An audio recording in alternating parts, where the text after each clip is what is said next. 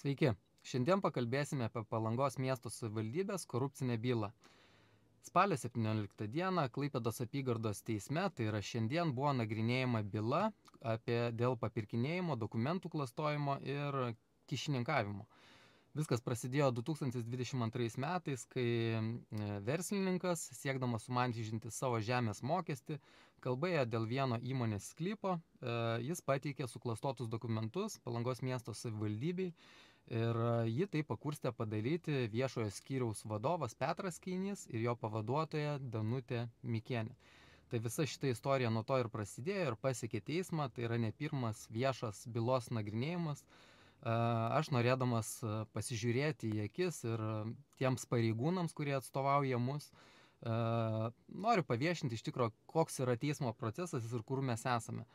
Man tik tai vienas kyla klausimas, nes iš karto po įvykio Palangos miesto meras Šarūnas Vaitkus pasakė, kad jeigu jis bendradarbiauja, tai yra savivaldybė su STT ir pareigūnais, ir jeigu bus liepta, tai šie valstybės tarnautojai bus pašalinti iš darbo ir mes, kaip žinom, Danutė Mikienė ilgiau negu 2 metus, būdama tokioj korupciniai byloj, darbavosi Palangos miesto savivaldybei ir tik birželio 26 dieną man apsilankius pirmame Klaipėdos apygardos teismo posėdėje, aš viską paviešinau, iškėliau klausimą, kodėl korumpuoti žmonės, kurie yra dabar teisme, dar tebesidarbuoja miesto savivaldybė ir tada greičiausiai susigėdęs miesto meras nedėlsiant kelių dienų bėgyje atleido tą darbuotoją. Tai va toks įdomus labai įvykis, kaip mes pateisinam visą tai. Ir iki šiol noriu pasakyti, kad net viešoje erdvėje nebuvo jokio, pasmerkimo, tokių įvykių. Tiesa, buvo Šarūnas Vaitkus davęs komentarą, kad neskubėkime teisti. Ir aš dabar noriu pasakyti, kad toje byloje viena kaltinamoji jau yra prisipažinusi. Ir jinai yra dabar atleista, yra pagrindinė liudininkė, yra atleista pagal laidavimą. Ir man atrodo, ar to nepakako atleisti darbuotojus, kad jie dar 2 metus darbavosi miesto savivaldybėje ir dar tokiuose aukštose pareigose, apie ką mes dabar čia šnekam.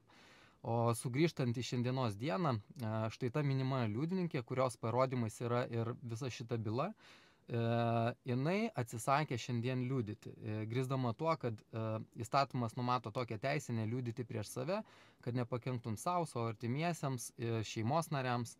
Tai prokuroras su tuo sutiko, tačiau nesutiko kaltinamųjų, tai yra advokatai, ir jie teigia, kad norėtų patikslinti aplinkybės.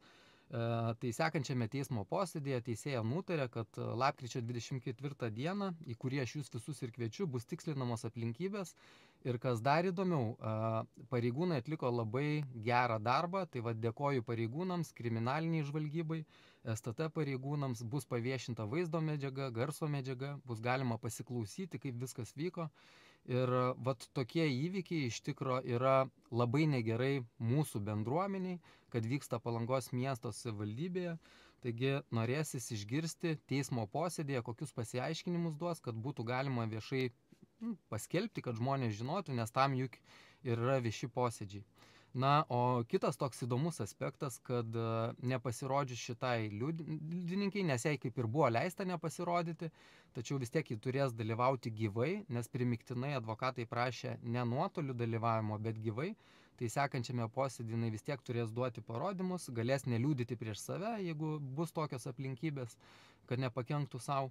Bet labai įdomu tai, kad šiandien buvo kitas liudininkas. Davė parodymus nuotoliu Juozas Motijūnas, jisai prisistatė kelių įmonių savininkų, tačiau aš norėčiau pabrėžti vieną dalyką, kaip suveda gyvenimas.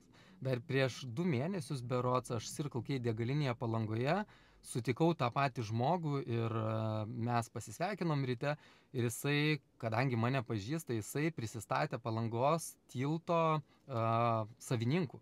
Taip jisai ir padarė. Aš dar turiu žinutę, ją parodysiu, aš išsaugosiu su telefono numerį, nes man davė ir savo telefono numerį, neva kada norėsiu pabendrauti. Aš tada klausiau, kodėl jūs taip šmeižėt per Palangos tilto laikraštį mane ir dabar vat taip sakot, kad čia jūs ne prie ko.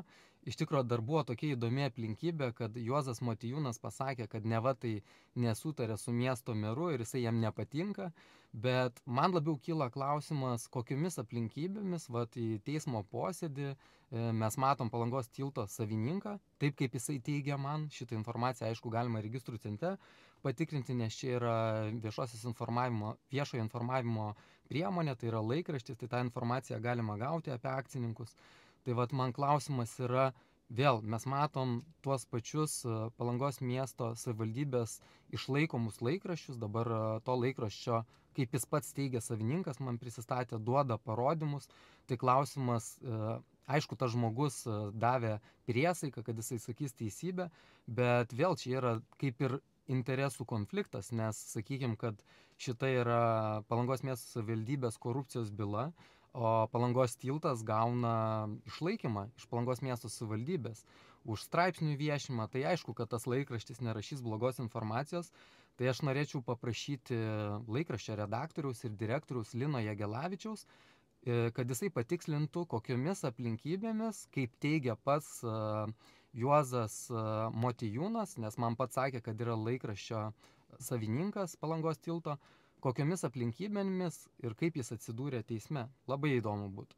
Tai vat. O kitas dalykas dėl tų visų viešinimų ir patys žinot, kad nesenai atsitiko ir čekiukų skandalo bylos, tai buvo Seime balsuota, prezidentas vetavo.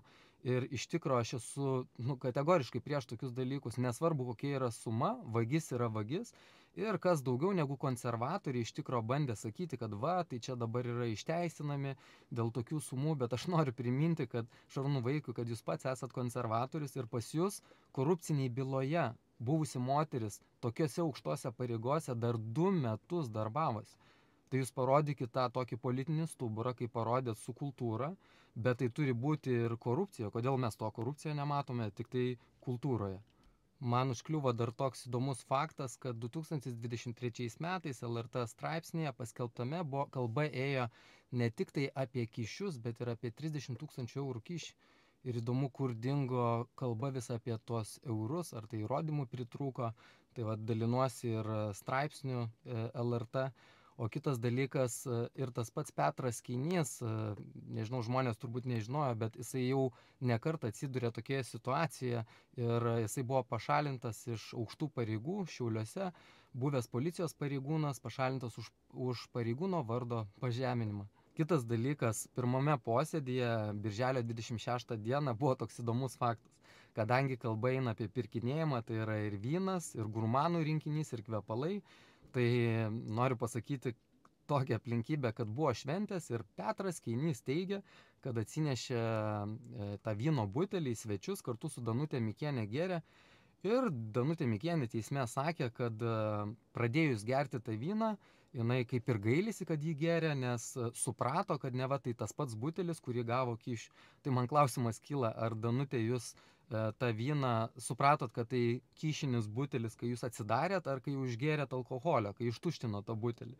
Ir kvepalai buvo rasti namie, ir neva tų kvepalų nežinojo, kaip jie atsidūrė, ar vaikai padovanojo, iš kur jie atsidūrė.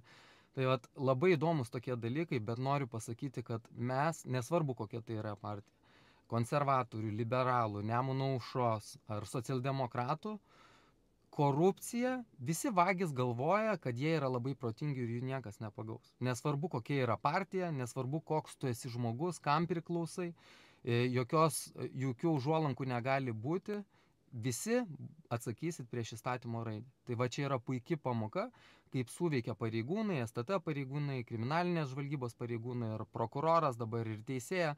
Tikiuosi, kad visi bus principingi ir norėčiau paklausti jūsų nuomonės, ką jūs galvojat apie vat tokią korupciją ir ar nenorėtumėt kartais apsilankyti viešame teismo posėdėje, nes labai gerai iš tikro atsisėsti, paklausyti, pasižiūrėti į akis, kasgi skriaudžia mūsų miesto verslininkus ir gyventojus.